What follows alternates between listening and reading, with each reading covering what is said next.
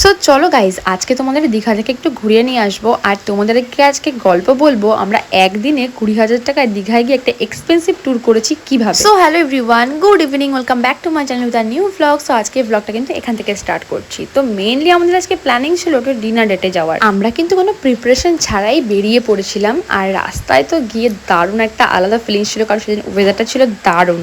আর তারপরে আমরা চলে গেছি যে ডিনার করতে। এখন ডিনার নিয়ে বসে পড়েছি আর ডিনার করতে করতে মোটামুটি আমাদের রাত 3টে সাড়ে 3টে বেজেই গেছিলো। এবার বলি ডিনারটা কোথায় করতে গেছিলাম। ডিনারটা করতে গেছিলাম কোলাঘাট। মানে আমাদের আজকাল হুজুগটা এমন চলে আসে না, যখন যেটা মাথায় আসে তখন সেটাই করে ফেলি কিছু না ভেবেই। তো এখন সবাই চলে এসেছে আর এই যে খেতে বসে গেছি।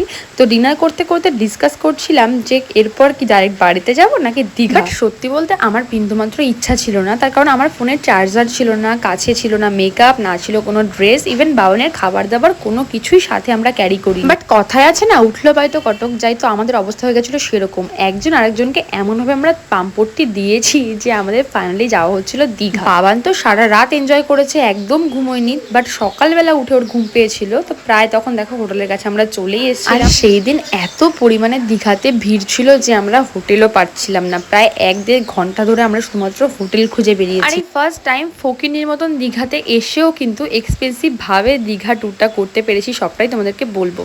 সো হ্যালো বন্ধুরা, 1x এবং এক অন্যতম খেলোয়াড় সুরেশ রায়না অনেক আকর্ষণীয় পুরস্কার সহ একটি কন্টেস্টের আয়োজন করেছে, যেখানে আপনারা পাচ্ছেন Asus Strix laptop, iPhone 15 pro max ইত্যাদি। সো এক্ষুনি যাও আর ঝটপট কমেন্টে দেওয়া লিঙ্কটা ক্লিক করো এবং এই টুর্নামেন্টের বিজয়ীকে বেছে নাও। প্রতিটি ভালো পদক্ষেপ আপনাকে আপনার লক্ষ্যে পৌঁছে নিয়ে যাবে। এই এক্সাইটিং টুর্নামেন্টের শীর্ষস্থানে লড়াই করার জন্য আমার দেওয়া প্রোমো কোডটি ব্যবহার করো এবং প্রথম ডিপোজিটের উপরে পেয়ে যাও 66,000 ইনার পর্যন্ত। তো দেরি কিসের, কোনো অপেক্ষা না করে ঝটপট করে যাও আর বোনাস জিতে নাও। তো সবার ফার্স্টেই চলে গেছিলাম মোহনাতে। ওখানে গিয়ে একটু টাইম স্পেন্ড করলাম, কারণ আমরা যে টাইমে পৌঁছেছিলাম তখন তো কোনোভাবেই রুম পাওয়া পসিবল ছিল না, মোটামুটি 10টা সাড়ে 10টার আগে।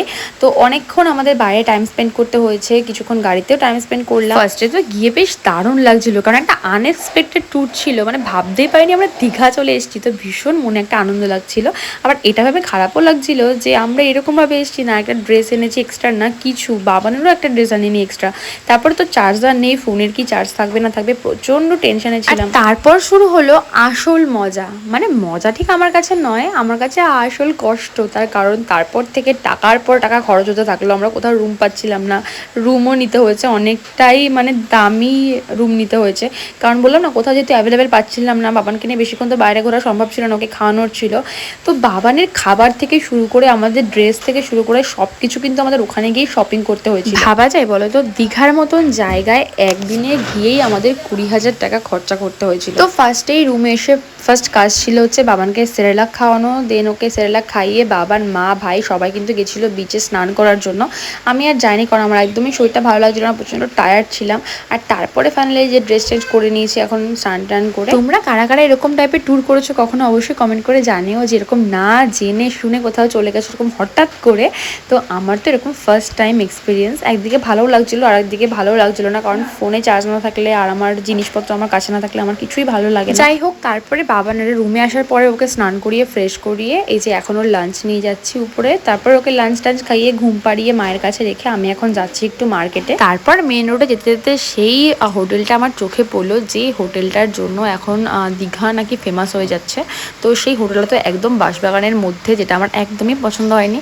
তারপর সেটাকে ক্রস করে চলে আসলাম একটা সুন্দর ফুল গাছের এখানে। আর এখানে কি কিউট কিউট ফুল ফুটেছিল দেখো, তোমাদেরকেও দেখিয়ে দিলাম। যাই হোক, আর আজকের ভয়েস ওভারে কিন্তু একটু নয়েজ আসতে পারে, তার কারণ আজকে আমাদের এখানে ওয়েদারটা ভীষণই ক্লাউডি, সারাদিনই মোটামুটি বৃষ্টি হচ্ছে।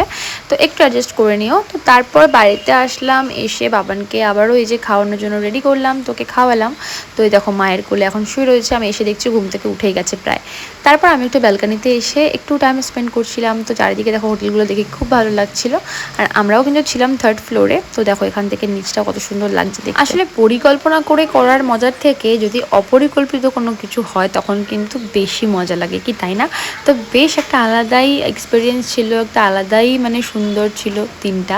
তো তারপরে সন্ধ্যাবেলায় বাবানকে নিয়ে চলে এসেছে একটু বিচের পাড়ে, আর এখানে এসে এত ভালো লাগছিল, মানে কি বলবো, এত সুন্দর হাওয়া, মানে মনে হচ্ছিলো এখান থেকে উঠে কোথাও আর যাবোই না। মাঝে মাঝে মনে হয় কাশ দীঘা আমার বাড়ির পাশে হতো, আমি রেগুলার সন্ধ্যাবেলা এখানে এসে টাইম স্পেন্ড করতাম। বাবানও তো প্রচন্ড এনজয় করেছে। আর দেখো আই লাভ দীঘা ড্রেস বাবানকে কিনে দিতে হয়েছিল, কারণ বেবিদের সেরকম কোনো ড্রেসই খুঁজে পাচ্ছিলাম না। তো যাই হোক, এবার আর দীঘা ট্যুর করবো না, এবার করলে ঠান্ডার কোনো জায়গায় যাব, কারণ গরমের জায়গায় যেতে সবসময় ভালো লাগে না, ঠান্ডার জায়গায় একটা আলাদা ফিলিংস কাজ করে। যাই হোক, কিছুক্ষণ সমুদ্রের পাড়ে টাইম স্পেন্ড করার পরে চলে আসলাম খাবারের দোকানের এখানে। আমরা ওল্ড দীঘাতেই ছিলাম, নিউ দীঘার যাওয়া হয়ে ওঠেনি। একদিন আর কত জায়গায় যাবো, আর আমার তো চোখে নিচে পুরো কালি পড়ে গেছে, দেখতে পাচ্ছ সারা রাত ঘুম হয়নি, আর সারাদিনে সেভাবে ঘুমোতে পারিনি।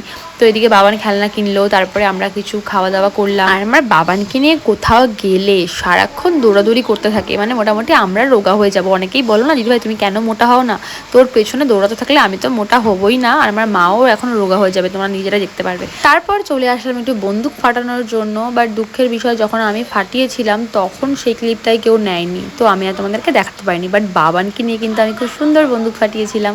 বাট যখন এরা ক্লিপটা নিয়েছে তখন আর বন্দুকগুলো ফাটানো যাচ্ছিল না, কারণ বাবান তখন আর ঠিকঠাক ফাটাচ্ছিলই না। আর বাবান শুধু বেলুন ফাটিয়েছে তা নয়, বেলুন কালেক্ট করেও তখন নিয়ে যাচ্ছে। শুধু তাই না, রাস্তায় একটা ছেলের হাতে বেলুন ছিল, তার কাছ থেকেও জোর করে বেলুন নিয়ে নিয়েছিল। তারপরে এসেও একটু গাড়ি চললো, কারণ ও কিন্তু গাড়ি চড়তে খুব ভালোবাসে। বাবানকে ভেবেছিলাম একটা গাড়ি কিনে দেবো, বাট মা বললো যে না, এখন আর গাড়ি কিনে দিতে হবে না, কারণ আমাদের ঘরে যেহেতু রাখার স্পেসটা অনেকটাই কম। তো ইচ্ছা রয়েছে বাবানের সামনে ইয়ার বার্থডেতে ওকে একটা বাইক কিনে। তো এই ফার্স্ট টাইম দীঘায় কি এতটা বেশি গরম লাগছিল, আর এত লোক মানে ধারণা করার মতো না, প্রচুর বেশি লোক ছিল, মনে হয় ঈদের জন্যই বেশি ভিড় হয়েছিল। তো তারপরে তো আমরা ভাগ্যিস গাড়িটা ছিল তাই বেঁচেছিলাম, না তো জানি না কি অবস্থা আমাদের হতো। তারপর এই যে বাবানকের খাবার মানে ডিনার নিয়ে এখন উপরে যাচ্ছি, রুমে যাচ্ছি একেবারে।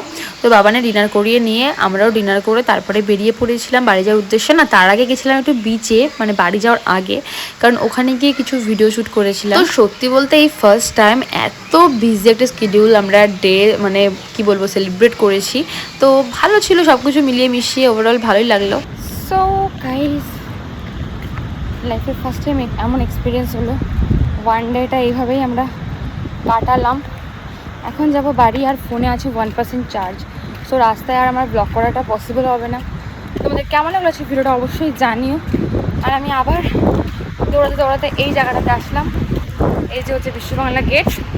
তার কারণ বাবান টয়লেট করে দিয়েছিল, সো ওর প্যান্টটা এখানে রেখে গেছিলাম ভুল করে। তো চলো, কেমন লাগলো আজকে ব্লগটা অবশ্যই জানিও। আর এরকম সুন্দর সুন্দর ব্লগ পেতে অবশ্যই আমার চ্যানেলটা সাবস্ক্রাইব করে দিও অ্যান্ড পেজটা ফলো করে দিও। Love you guys, take care, bye, tata.